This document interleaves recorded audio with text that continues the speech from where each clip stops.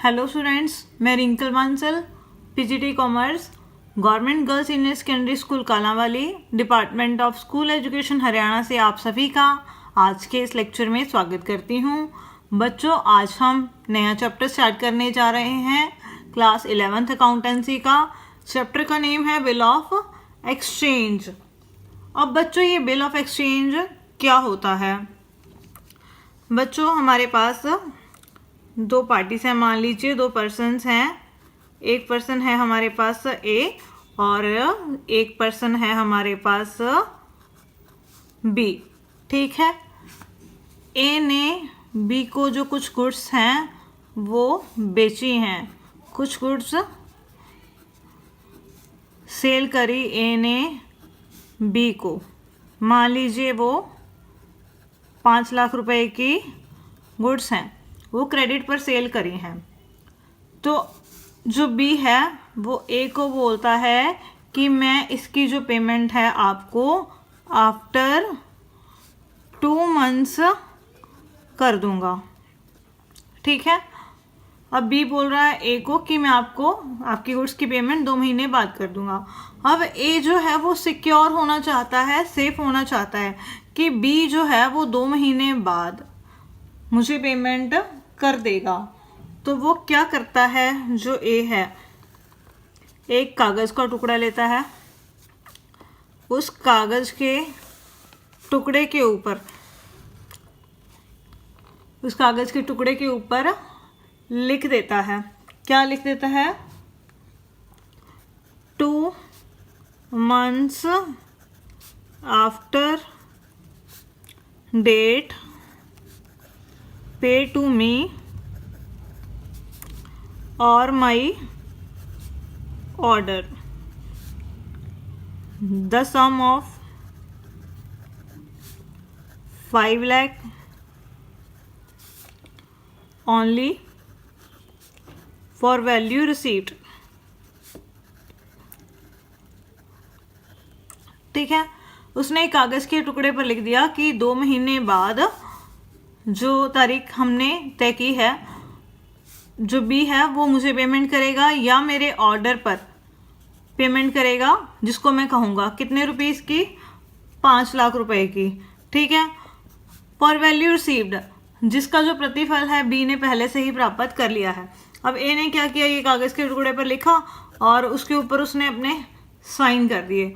और साइन करने के बाद जो ये कागज़ का टुकड़ा है बच्चों, ये किसको दे दिया? बी को दे दिया। ठीक है, और इस कागज़ के टुकड़े के ऊपर बच्चों स्टैम्प्स लगी होती हैं, टिकटें लगी होती हैं, जितनी इस बिल की वैल्यू होती है। और इसी कागज़ के टुकड़े को बिल कहा जाता है। अब बी के पास आ गया। अब ए ने तो पहले ही अपने साइन कर रखे हैं, बी भी क्या करता है, इसके ऊपर अपने साइन करके इसको दे देता है और इसके ऊपर लिख देता है वर्ड एक्सेप्टेड। ठीक है, वो लिख देता है कि मैंने हाँ इसे एक्सेप्ट कर लिया है। तो वो साइन करके अपने वापस जो ये बिल है वो किसको दे देता है? ए को। तो ठीक है, तो जो ये कागज़ का टुकड़ा है इसे ही क्या कहा जाता है बच्चों? बिल। ये होता है बिल। जो बच्चों ये बिल लिख रहा है, यहाँ पर लिखने वाला कौन है? ए। तो उसे क्या बोला जाता है अकाउंट्स की लैंग्वेज में? ड्रॉअर। जो बिल ड्रॉ कर रहा है, जिसे अमाउंट रिसीव होगी। और जो बिल को एक्सेप्ट कर रहा है, एक्सेप्ट किसने किया है? बी ने। बी ने पेमेंट करनी है, उसे क्या कहा जाएगा? ड्रॉई और एक्सेप्टर। ठीक है बच्चों। जो ए है, ए के लिए जो ये बिल होगा जो वो बी को देगा, उसके लिए तो ये होगा बिल्स रिसीवेबल। ये चीज़ याद रखनी है। ए के लिए क्या है? ये बिल रिसीवेबल, क्योंकि उसे इस बिल की जो अमाउंट है फ्यूचर में रिसीव होगी। तो इसके लिए ये क्या हो गया? Bill receivable. और जो बी है वो इस बिल की पेमेंट करेगा, तो उसके लिए ये क्या हो जाएगा? Bills payable. ठीक है बच्चों, यहाँ पर आपको समझ में आ गया। और जितनी तारीख को इस बिल की पेमेंट की जाएगी उसे कौन सी तारीख बोला जाता है? ड्यू डेट ऑफ बिल, या उसे बोलते हैं मैच्योरिटी डेट, जिस दिन बिल का जो भुगतान है बी के द्वारा ए को किया जाएगा। मीन्स ड्रॉअर को पेमेंट करेगा। ये ड्यू डेट और मैच्योरिटी डेट कैसे निकाली जाती है वो हम इसी वीडियो में आगे सीखेंगे। बच्चों, जो बिल ऑफ एक्सचेंज है इसमें हमारे पास कितनी पार्टीज होती हैं? 3 पार्टीज होती हैं हमारे पास यहाँ पर। ठीक है, कितनी पार्टीज हैं? 3 पार्टीज हैं। सबसे पहली पार्टी कौन सी होती है? जो ये हमारा ड्रॉअर है, ठीक है, जो बिल लिखता है। ड्रॉअर का जो दूसरा नाम है वो है मेकर। ड्रॉअर को हम मेकर भी कह सकते हैं, बिल बनाने वाला। तो यहाँ पर जो ड्रॉअर है वो मेकर है। तो एक पार्टी तो यही हो गई जो बिल लिखती है, बिल ड्रॉ करती है। और सेकंड जो पार्टी है हमारी वो कौन है? ड्रॉई और एक्सेप्टर, जो बिल को एक्सेप्ट करता है, जिसने पेमेंट करनी होती है ड्रॉअर को या पेई को। अब जो थर्ड पार्टी है बच्चों वो हमारी कौन सी पार्टी है? पेई। अब ये पेई कौन होता है? थर्ड पार्टी है हमारी पेई। अब देखो बच्चों, अब जो ए ने बिल लिखा है बी को, अभी उसकी पेमेंट किसको करेगा? ए को। अगर ए ने जो वो बिल उसको मिला है बी से वो उसने अपने पास ही रखा है, तो उस केस में जो बिल है उसकी पेमेंट बी के द्वारा ए को की जाएगी। मान लीजिए जो ए है वो बिजी है, तो ए ने क्या किया? अपने बैंक को बिल दे दिया जो बी से उसे मिला है। तो ठीक है, अब ए ने जो ये बिल है बैंक को पकड़ा दिया और ड्यू डेट को बैंक जाएगा किसके पास? बी के पास। तो बच्चों इस केस में जो पेमेंट की जाती है वो किसे की जाएगी? बैंक को। तो यहाँ पर जो ये बैंक है वो क्या हो गया? पेई, जिसको बिल की पेमेंट की जाती है। जो पेई है वो ड्रॉअर खुद भी हो सकता है या उसके द्वारा कोई भी जो पार्टी नॉमिनेट की जाती है या बताई जाती है, स्पेसिफिक पर्सन जो इस बिल में लिखा गया होगा, उसको जो है बी पेमेंट करेगा। उस पार्टी को बोला जाता है पेई। तो यहाँ पर कितनी पार्टीज होती हैं बिल ऑफ एक्सचेंज में? 3 पार्टीज। फर्स्ट ड्रॉअर और मेकर, बिल बनाने वाला जो बिल ड्रॉ करता है। सेकंड ड्रॉई और एक्सेप्टर, जो बिल को एक्सेप्ट करता है, अपनी एक्सेप्टेंस देता है। थर्ड पार्टी पेई, जिसे बिल की पेमेंट हमने करनी होती है। बच्चों, जो ये बिल ऑफ एक्सचेंज में जो बिल है ये एक ऑर्डर होता है ड्रॉअर के द्वारा। किसको ऑर्डर दिया जाता है? ड्रॉई को, कि वो इतनी अमाउंट जो है वो पे करेगा। ठीक है, तो आपको मैंने जो बेसिक टर्म्स थी बता दी जो बिल ऑफ एक्सचेंज में हमारे पास यूज होंगी। बच्चों नेक्स्ट है हमारे पास characteristics of bill of exchange. Bills की क्या क्या विशेषताएं होती हैं? सबसे पहले है हमारे पास मस्ट बी इन रिटन। जो ये बिल है वो क्या होता है? लिखित होना चाहिए। यहाँ पर जो ए है कागज़ के टुकड़े पर लिखकर बी को दे रहा है। ऑरल तो नहीं उसको बोल रहा कि हाँ बी, मतलब आप मुझे 2 महीने बाद पेमेंट कर दोगे, मैंने आपको बिल दे दिया है। ये क्या है? ये लिखित होना चाहिए, मतलब ये लिखित होना ज़रूरी है। अगर ये लिखित फॉर्म में है तो ये मान्य है, अगर ये लिखित नहीं है तो ये मान्य नहीं है। ये सबसे बड़ी विशेषता है इसकी। सेकंड है ऑर्डर टू मेक पेमेंट। जो ये बिल होता है बच्चों, इसमें ऑर्डर दिया जाता है किसको? ड्रॉई को या एक्सेप्टर को। रिक्वेस्ट नहीं की जाती है कि आप मुझे पेमेंट करोगे।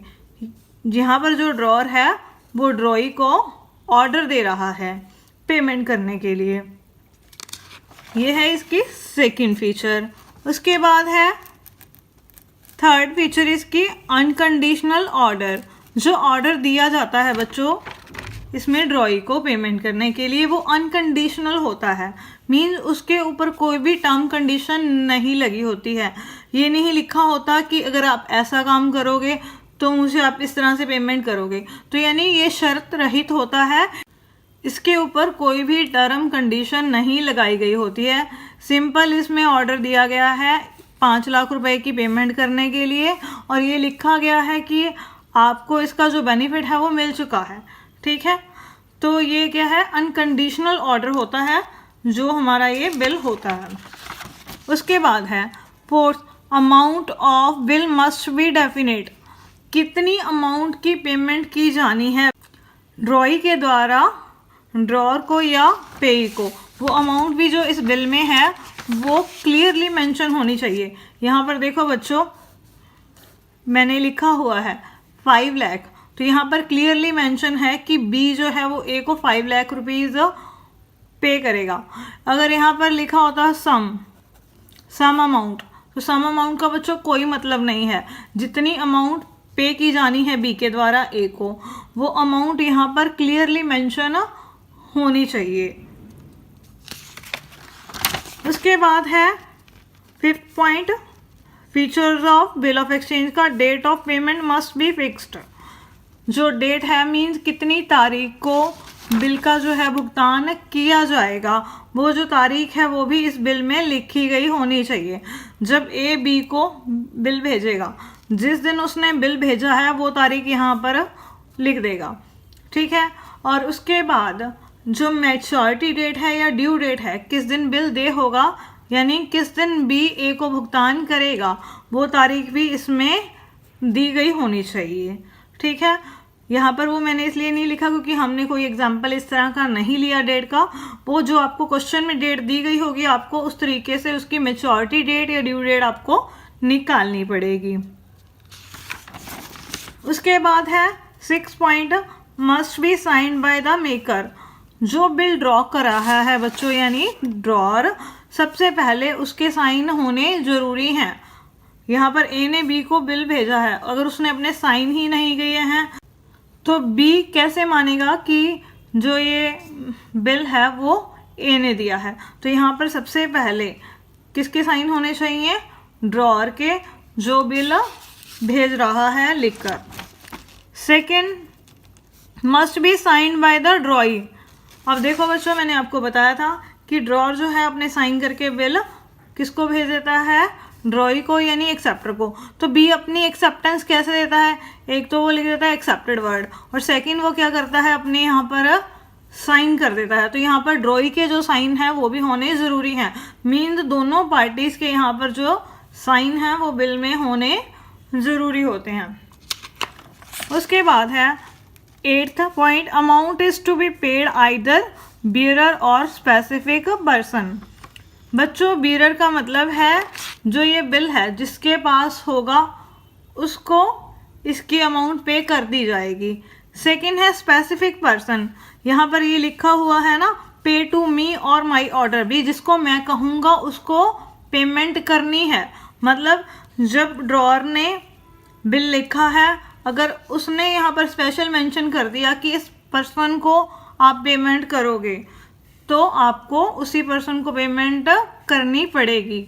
यानी ड्रॉई उसी पर्सन को पेमेंट करेगा। किसको, जिसके पास या तो ये बिल होगा या ड्रॉर ने जो स्पेशली मेंशन किया हो कि इस पर्सन को जो है वो पेमेंट की जाएगी। तो ये हो गई बच्चों हमारे पास 8 फीचर्स, और एक लास्ट फीचर और है, मीन इसके ऊपर स्टैम्प लगी होती है। जितनी बिल की वैल्यूज़ होती हैं बच्चों, उस वैल्यू के अकॉर्डिंग, बिल की वैल्यू के अकॉर्डिंग इसके ऊपर टिकटें लगी होती हैं। ये एक तरह का प्रूफ होता है, ये लीगली वैलिड भी होता है डॉक्यूमेंट, क्योंकि ये टिकटें लगी होती हैं। हम कल को कोर्ट में जा सकते हैं अगर बी पेमेंट करने से इनकार कर दे। तो हमारी जो characteristics of bill of exchange है वो कंप्लीट हो गई। उसके बाद है डेफिनेशन। डेफिनेशन जो है वो किस में दी गई है, इंडियन नेगोशिएबल इंस्ट्रूमेंट एक्ट 1881।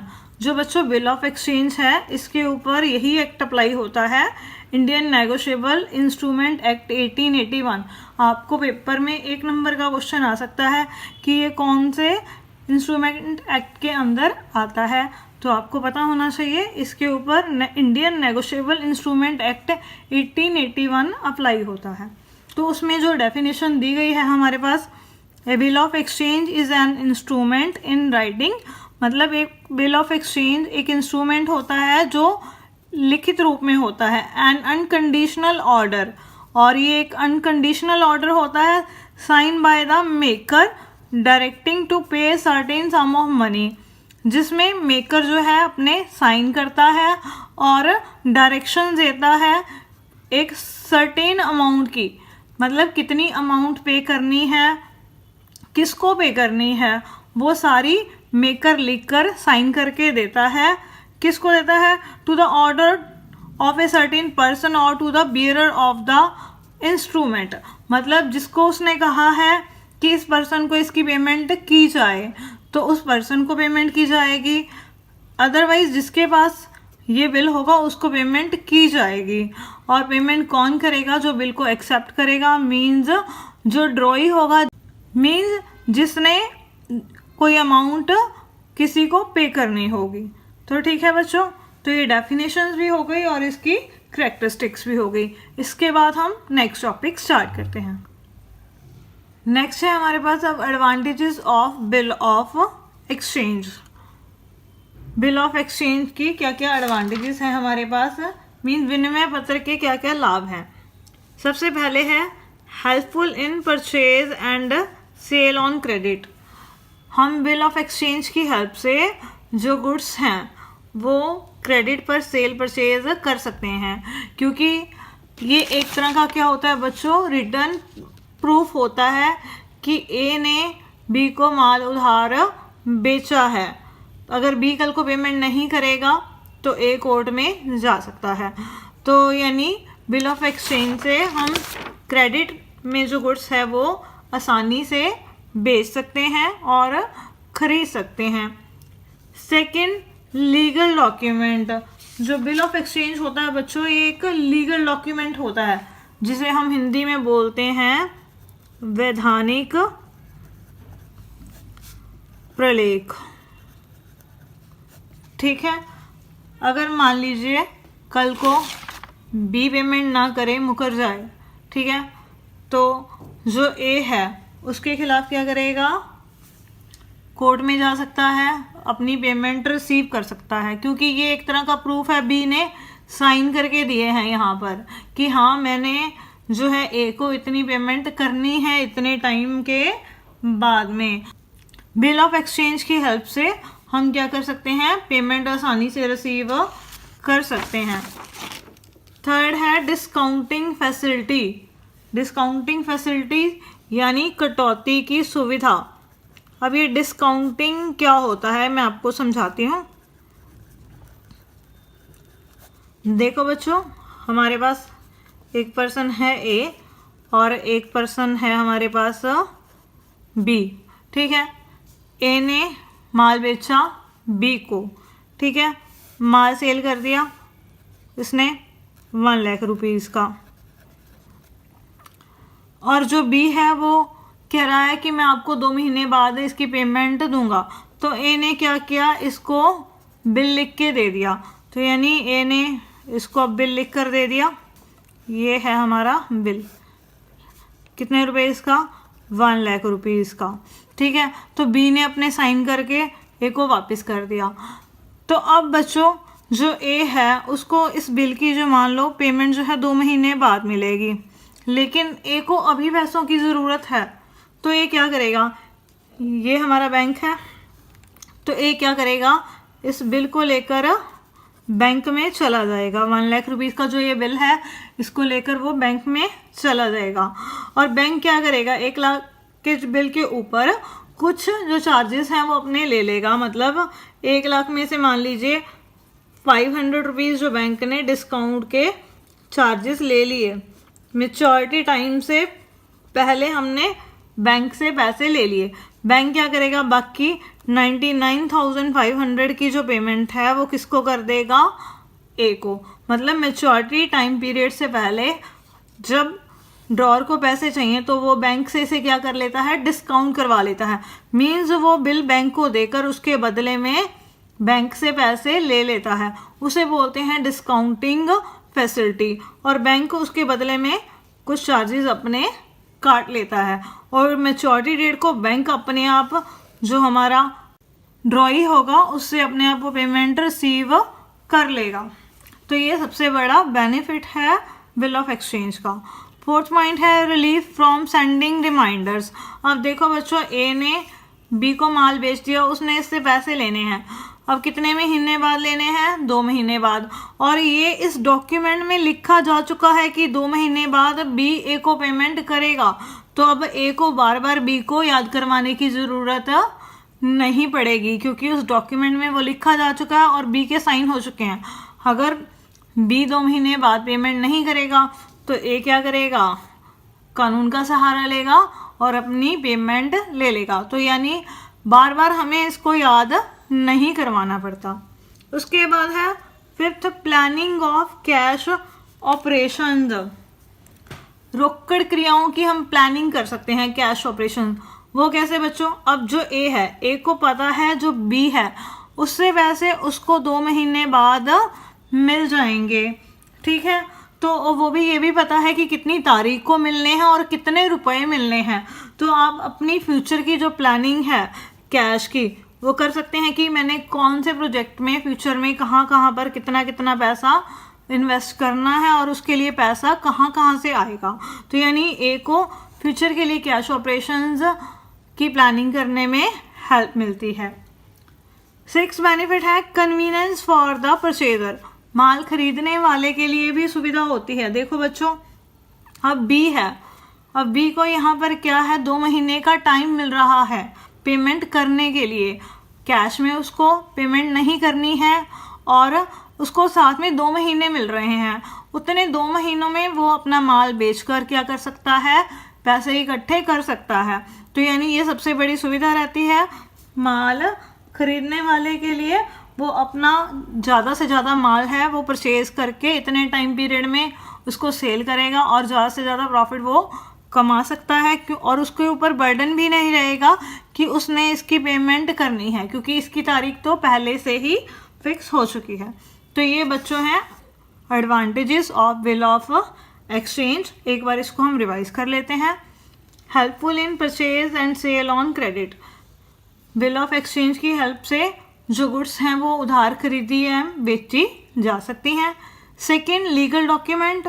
जो ये बिल ऑफ एक्सचेंज है, ठीक है बच्चों, ये क्या होता है? एक लीगल डॉक्यूमेंट होता है। अगर कल को जो ड्रॉई है वो पेमेंट ना करे तो उसके लिए ए जो है कानून का सहारा ले सकता है और अपनी पेमेंट रिसीव कर सकता है। थर्ड है डिस्काउंटिंग फैसिलिटी, कटौती की सुविधा। अगर जो ड्रॉर है उसको मैच्योरिटी टाइम पीरियड से पहले पैसा चाहिए, उसको पैसे की ज़रूरत पड़ जाती है, तो वो बैंक के पास जाकर उसको क्या कर सकता है? डिस्काउंट करवा सकता है और पैसे ले सकता है। फोर्थ बेनिफिट है relief from sending reminders.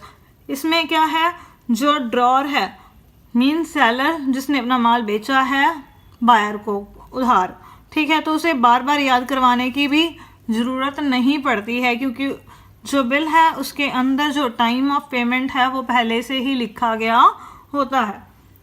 Fifth benefit है प्लानिंग ऑफ कैश ऑपरेशंस। जो हमारा सेलर है उसको पता है कि उसको पेमेंट कितनी रिसीव होगी और कब रिसीव होगी, उसको सारा पहले से ही पता है, तो वो उस पैसे को लेकर आगे अपनी फ्यूचर की जो प्लानिंग है वो कर सकता है बिजनेस की। 6 है कन्वीनियंस फॉर द परचेजर। क्रेता को क्या सुविधा रहती है? मीन माल खरीदने वाले को उसको पता है कि मुझे इतना टाइम मिल जाएगा पेमेंट करने के लिए, ठीक है, तो उतने टाइम में ज़्यादा से ज़्यादा माल परचेज करके क्या करेगा? सेल करेगा और ज़्यादा से ज़्यादा प्रॉफिट्स अर्न करेगा। तो इसी के साथ हमारा बिल ऑफ एक्सचेंज वाला टॉपिक जो है वो कंप्लीट हो गया।